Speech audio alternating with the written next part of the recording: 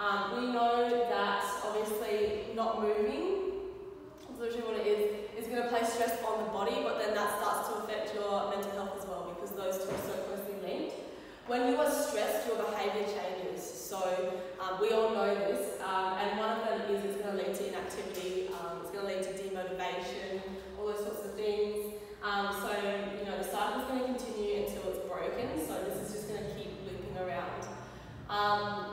Wanted to talk about how stress actually affects us in regards to our behaviour, and we all know very well that when we are stressed we behave very differently, and I am wanting to talk about all of the taboo topics because they shouldn't be taboo, but stress is so bad for us.